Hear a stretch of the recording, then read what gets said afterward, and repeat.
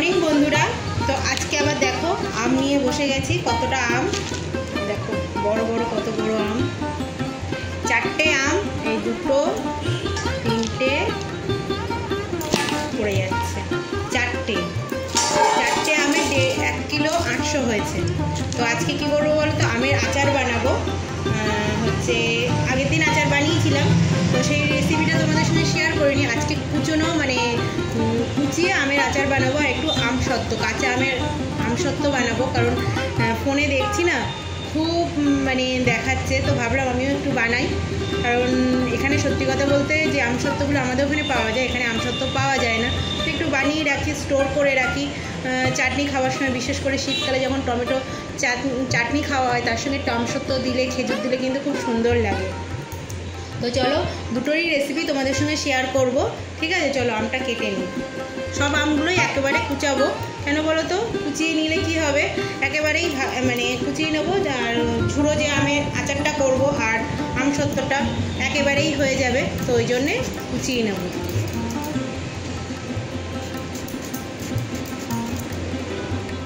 দেখো আমটার খোসা ছাড়ানো হয়ে গেছে। যদি মানে পুরোটা দেখাতাম খোসা ছাড়ানো, তাহলে ভিডিওটা অনেক বড় হয়ে যাবে। তো ওই জন্যেই কেটে কেটে তোমাদের দেখাচ্ছি। আমটা কুচিয়ে নেব।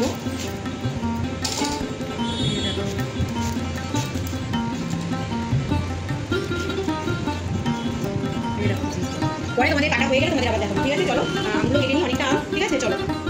তো দেখো আমগুলো কাটা হয়ে গেছে, দেখতে পাচ্ছ। আমগুলো কিন্তু আগে ধুয়ে নিয়েছে, ওই জন্য পরে আর ধুইনি। পরে একদমই ধোবে না, কারণ আচার বানাতে গেলে আগে ধুয়ে নিতে হয়, তারপরে কাটতে হয়। তো দেখো অনেকটাই কুচিয়ে অনেকটাই আম হয়েছে। আগে বানাবো হচ্ছে কাঁচা আমের আমসত্ত্ব। তো দেখো আমটা দেখো কড়াইয়ের মধ্যে দিয়ে দিলাম, দিয়ে এর মধ্যে একটু লবণ দিয়ে একটু জল দিলাম, দিয়ে সেদ্ধ করে নেবো। খুব বেশি জল দেবো না, যখন যতটা দরকার ততটাই দেবো। খুব বেশি জল দেবো, যত কম জল দেবে না তত মানে তাড়াতাড়ি হয়ে যাবে।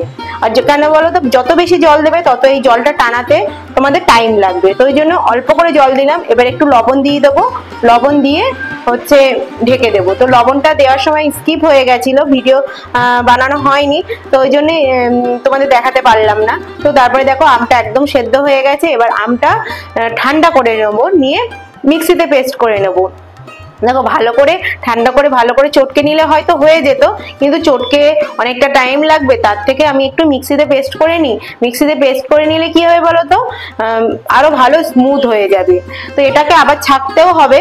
তো দেখো এগুলো মিক্সিতে দিয়ে দিচ্ছি, দিয়ে ভালো করে পেস্ট করে নিচ্ছি। দেখতে পাচ্ছ মিক্সিতে পেস্ট করে নিয়েছি। আর তার মধ্যে আমি মিক্সিতে কেন পেস্ট করলাম, আমার না এই যে ছাঁকনিটা আছে, যে স্টিলের ছাঁকনিগুলো হয়, আমার কাছে স্টিলের ছাঁকনিটা নেই।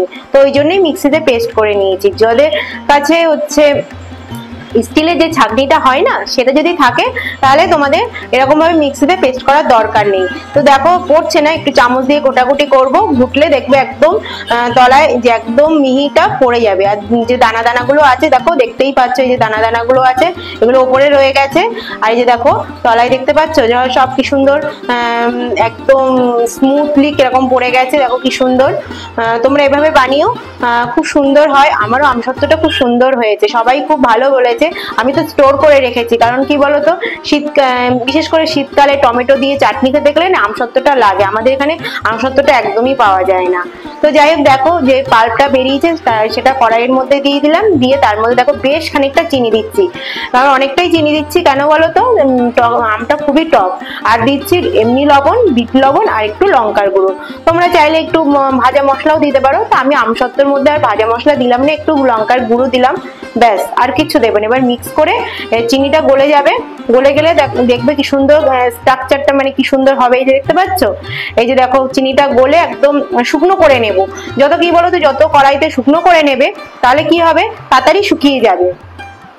তো যাই হোক দেখো পুরো শুকিয়ে গেছে, আমি নামিয়ে নিয়েছি। এরপরে দেখো তেল দিয়ে দিচ্ছি থালাতে, থালাতে দিয়ে শুকিয়ে মানে ভালো পাতলা করে দেবো, যেন তাড়াতাড়ি শুকিয়ে যায়। আর এইদিকে কি বলতো, আমাদের এখানে রোদটাও অনেকটা, বেশি দিন লাগবে না, একদিনেই শুকিয়ে যাবে। তো যাই হোক থালাগুলো তেল মাখিয়ে নিলাম, নিয়ে তারপরে দেখো থালার মধ্যে দিয়ে দিচ্ছি। দেখো দেখতে পাচ্ছ কি সুন্দর হয়েছে, তোমরা দেখেই বুঝতে পারছো কেমন হয়েছে। তোমরা এরকম ভাবে অবশ্যই একবার বানিও। আমিও ভিডিও দেখেছি, মানে ইউটিউব ফেসবুকে খুব আসছিল, তো ভাবলাম আমিও একটু বানাই। তো যাই হোক, আমি কোনোদিন আমসত্ত্ব বানাইনি, এই ফার্স্ট টাইম আমি আমসত্ত্ব বানাচ্ছি, তাও আবার কাঁচা আমের। পাকা আমের আমসত্ত্ব আমি বানাতে দেখেছি, কিন্তু কাঁচা আমের আমসত্ত্ব আমি কোনোদিন বানাইনি। তো যাই হোক, তোমরা দেখতে পাবে, ভিডিওটা পুরোটা দেখো। দেখো কেমন হয়েছে, ভালো করে স্প্রেড করে দিচ্ছি, দেখতে পাচ্ছ, থালার মধ্যে ছড়িয়ে দিচ্ছি, দেখতে পাচ্ছ। এরকম ভাবে চামচ দিয়ে, মানে খুন্তিটা দিয়ে দিচ্ছি কেন, কারণ মানে সমান হবে। হাত দিয়ে দিলে না সমান হচ্ছিল না, আমি প্রথমে দেখেছিলাম। তারপরে দেখো পুরো থালার মধ্যে 3টে থালা হয়েছে, 3টে থালায় দেখো কি সুন্দর দিয়েছি। আর ওইদিকে দেখো আমতেল বানিয়েছি, তো আমতেলটা রোদে দিয়েছি, এখন রোদে দেওয়াই থাকে, মাঝে মাঝে রোদে দিই, নাহলে খেতে ভালো হবে না। মানে যদি একবার রোদে না দিই তাহলে আমতেলটা খেতে খারাপ হয়ে যায়, যদি নষ্ট হয়ে যায়। তো যাই হোক, দেখো এই যে আমসত্ত্বটা কি সুন্দর উঠেছে। আমি পরের দিন সকালবেলা আমসত্ত্বটা তুলেছিলাম। তো আগের দিন, মানে যেদিন দিয়েছিলাম সেদিন একটু কাঁচা কাঁচা ছিল, ফ্যানের তলায় ঝুড়ি চাপা দিয়ে রেখেছিলাম, একদম একদম উঠে গেছে। তারপরে আমি রোদে এবার মানে উল্টে দিয়ে আবার একটু রোদে দেবো, দিয়ে তারপরে ফ্রিজে স্টোর করে রাখবো। তোমরা ফ্রিজে 1 বছর হামেশাই থেকে যাবে, 1 বছরের বেশিও থেকে যাবে, কারণ আমার কাছে পাকা আমের আমসত্ত্ব আমার ফ্রিজ আমার 2 বছর হয়ে গেছে, কিন্তু নষ্ট হয়নি। তারপরে দেখো আমসত্ত্বটা দেখতে পাচ্ছ কি সুন্দর, দেখো একদম উঠে গেছে। এবার উল্টে আমি একটু আর একটা দিন রোদে দেবো, তাহলে কি বলতো, রেখে দিলে কি বলতো নষ্ট হবে না। তো যাই হোক, চলো দেখে নিলে আমসত্ত্বটা কেমন হয়েছে। তো আমাকে কমেন্ট করে অবশ্যই জানাবে যে তোমাদের কেমন লাগলো। তো চলো, টাটা। তোমরা সবাই ভালো থাকবে, সুস্থ থাকবে, আর সবাইকে ভালো রাখবে। তো চলো, টাটা।